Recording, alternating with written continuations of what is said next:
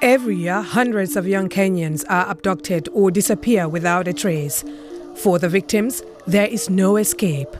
And they were like, so you have two options. It's either you go with us or we shoot you. Many believe those tasked with protecting them are, in fact, the ones instigating the terror. I've lost friends and friends and friends through police victimization. But many Kenyans have had enough of being bullied into submission. If Soweto is free today, we believe that Kenya, Nairobi, Kenya will be free one day, and every other country in Africa. In June, the Gen Z protest shook Kenya to its core. Police opened fire on peaceful protesters, killing over 50 people. Bill Eugene, a videographer and activist, was one of the frontline protesters. He shows us his safe house where he sought refuge during this time. A pigeon and dog shed nestled between two apartment blocks. Before someone comes and gets rid of you over here, he'll first have to face the community.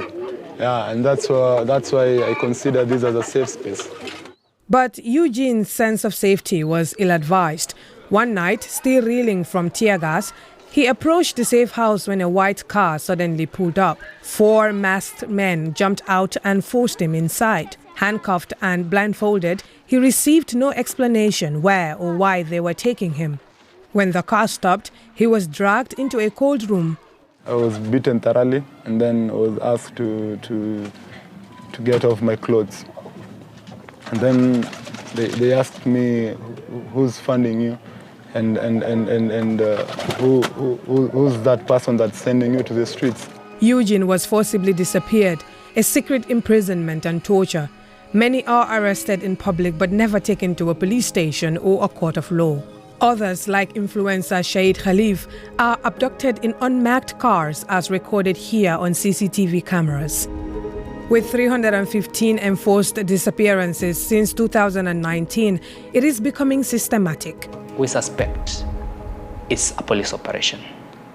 If we listen to the stories of people who were enforcibly disappeared during the genz and the previous years, the style, the modus operandi are the same and is well choreographed.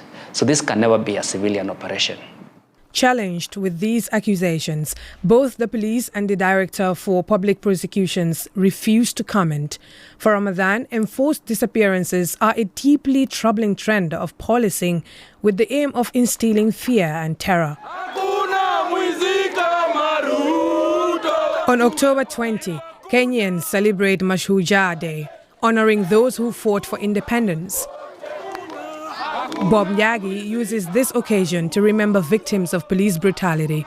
As the leader of the Free Kenya movement, he was forcefully disappeared in August and only released after the High Court threatened the Inspector General of Police with imprisonment.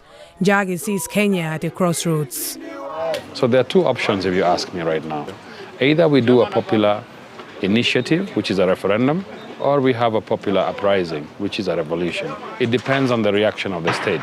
If the state is welcome to open dialogue with the people, then that is a solution that we want as Free Kenya movement. While Eugene survived his imprisonment after being dumped and left on the side of the road, his tormentors failed at breaking him.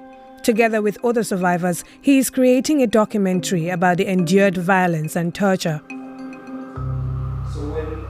Even if the government is sort of trying to silence us in one way or another, we have to stand. We have to stand and fight for ourselves. If you don't do so, then we will actually be marching back to slavery. Eugene plans to wait for the upcoming elections to vote for the change they desperately need. But can Gen Z wait that long? Those who allegedly abducted and tortured them are still in power and have long since abandoned the rules.